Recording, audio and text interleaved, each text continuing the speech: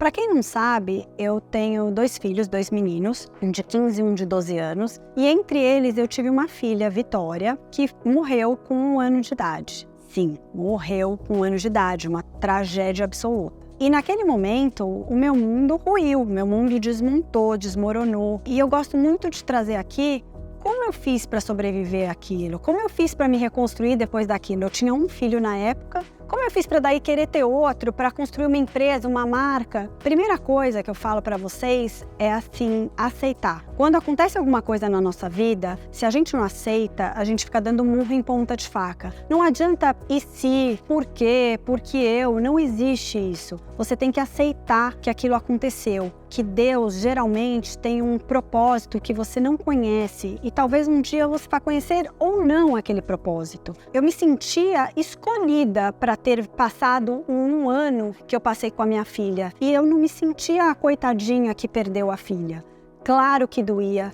Claro que era difícil acordar todos os dias, claro que eu chorava, mas eu conseguia, além de aceitar, enxergar tudo o que estava acontecendo à minha volta, porque quando acontece uma coisa muito ruim para você, tem muitos aprendizados em volta e também tem muitas mãos que estão estendidas para você se reerguer. Só que algumas vezes a gente está tão imerso na nossa própria dor que a gente não consegue enxergar essas mãos. Eu tinha uma família mega estruturada, eu tinha muitos amigos. Durante uns 20 dias, na casa da minha sogra, tinha jantar todos os dias com todos os meus amigos. Eu não aguentava mais pra gente se distrair, pra gente não ficar pensando nisso. Eu tive pessoas que eu não via há 20 anos que surgiram naquele momento. Eu tinha um filho de 2 anos de idade. Existe algo que possa ser um motivador maior para você acordar todos os dias? Eu tinha um marido, tenho, graças a Deus, que estava na mesma vibe que eu, que era a vibe de que ia passar por aquilo, que ia conseguir viver aquilo. Então a gente se apoiava muito. Quando um estava muito mal, o outro estava bem. Parece que Deus sabe isso e Ele faz com que as coisas aconteçam assim. Nunca nós dois estávamos no mesmo dia despedaçados. E eu tinha muita fé, eu tive uma oportunidade espiritual que eu acho que situações triviais não trazem pra gente. No dia a dia normal, a gente não vai ter o crescimento que uma situação muito difícil traz na nossa vida. Então, nessa hora, a gente tem que olhar para essa oportunidade de crescer. Então, eu fui grata. Você foi grata porque sua filha morreu? Não. Eu fui grata por tudo que eu estava ganhando para sobreviver àquilo. Eu fui grata por tudo que eu estava conseguindo enxergar. Eu fui grata porque eu me sentia carregada no colo pelas pessoas e por Deus. As pessoas falavam, de onde você tira essa força? Eu falava, não é minha. E eu sentia que não era minha.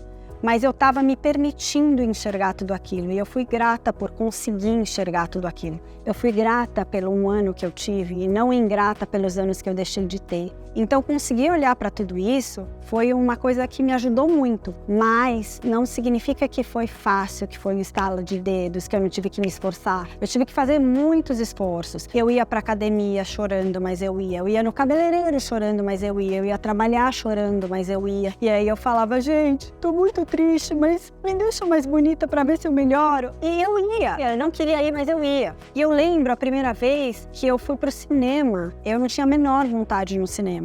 Mas eu falava, eu vou no cinema. Fui, achei um saco. Segunda vez que fui no cinema, achei um saco. Na 10ª vez, falei, pô, eu gosto de cinema. Então eu tive que me forçar a reaprender a enxergar as coisas que eu gostava. E isso não é uma coisa fácil, eu tive que querer. Mas desde o primeiro dia, eu tinha uma coisa que era quase um mantra pra mim. Eu falava assim, eu estou triste, eu estou destruída, eu estou devastada, mas eu não sou triste. Então eu vou ser feliz novamente.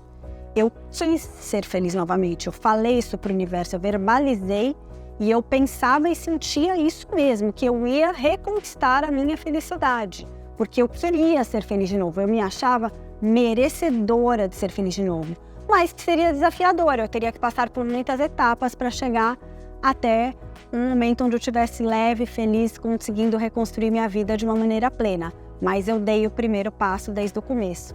E aí eu peguei tudo isso, na época não existia Instagram, não existia nada disso, eu fiz um blog onde eu ia contando cada etapa que eu estava vivendo. Então, primeiro eu postava todo dia, depois eu postava 2 vezes por semana, depois 1 vez por semana, depois 1 vez por mês, até não precisar mais. E eu ia compartilhando o que eu estava fazendo para sobreviver e eu comecei a receber muitos e-mails de mães que tinham perdido filhos, às vezes há 10 anos e que não tinham se recuperado até hoje, me agradecendo, compartilhando informações, pedindo ajuda, perguntando como que eu fazia uma coisa, que ela fazia de um jeito que estava dando certo ou não dando certo. A gente foi tendo essa troca. E sempre que você se preocupa em usar a sua dor para ajudar alguém, você pode ter certeza que não terá ninguém que será mais ajudado do que você. Sempre que a gente ajuda, que a gente pensa que está ajudando, essa ajuda está vindo para nós com uma potência que a gente nem imagina. Então eu venho compartilhar essa história, não é para dramatizar e para ser a coitada que perdeu a filha zero, porque era o meu perfil, eu tenho zero perfil vítima, mas é para mostrar que não importa o tamanho da adversidade, todos nós na vida temos adversidades e não são poucas, a gente pode ser feliz de novo e a gente pode olhar o entorno e ser grato e enxergar todas as mãos que estão sendo estendidas pra gente, para que a gente consiga passar por aquilo. Mas tem que querer muito. Então eu tô aqui com o meu exemplo pessoal, compartilhando com você que pode estar passando por uma situação que não necessariamente é menor que a minha, tá? Porque não tem comparação quando a gente fala de dor. Porque às vezes as pessoas reclamavam de alguma coisa e falavam, nossa, mas isso é tão bobo. Aí eu parava, para, Juliana, é bobo pra você, porque pra aquela pessoa aquilo tá doendo. Então não existe quem tenha maior dor, existe que tá doendo pra alguém alguma coisa. E eu quero esse vídeo pra levar pra essa pessoa que às vezes tá passando por um momento difícil e que vai se encorajar com a experiência que eu vivi. Agora, conta pra mim nos comentários se esse tipo de vídeo te encoraja e ajuda vocês de alguma forma.